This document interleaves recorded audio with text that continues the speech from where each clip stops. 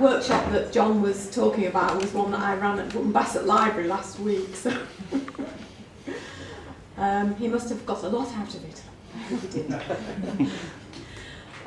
This poem I'm going to read now is for knitters everywhere.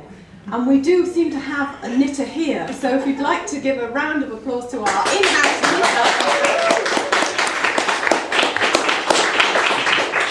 But this is a strange knitting poem. It's not about knitting with yarn. It's about knitting with crisp packets.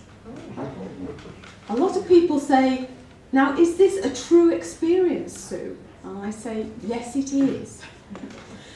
Last year I went to a friend of mine's house who had his garden open for the National Garden Scheme, and as part of that he had a lot of sculptures and various installations in his garden. And the Brunel broiderers from Bristol had very painstakingly collected crisp packets, cut them up into strips, rolled them over so that the silver side showed, and then sewed them all together in a long strip so that then you could knit them. And I went into the summer house and there was a little sign saying, help yourself and do some knitting. So I did.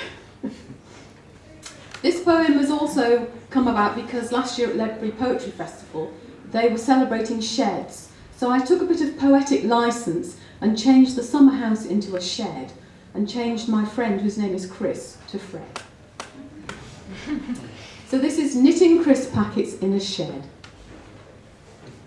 On a day of fair summer weather, I found myself down at Fred's shed, doing something bizarre and so clever, it really could do in your head. I found myself down at Fred's shed, knitting skeins of recycled crisp packet. It really could do in your head. With big needles, I really went at it. Knitting skeins of recycled crisp packet, all crunchy and bunchy with glitter. With big needles, I really went at it. A great way to dispose of your litter. All crunchy and bunchy with glitter, knitting fabric so new and so chic. A great way to dispose of your litter. Making gold out of straw, so to speak. Knitting fabric so new and so chic, on a day of fair summer weather, making gold out of straw, so to speak, was something bizarre and so clever.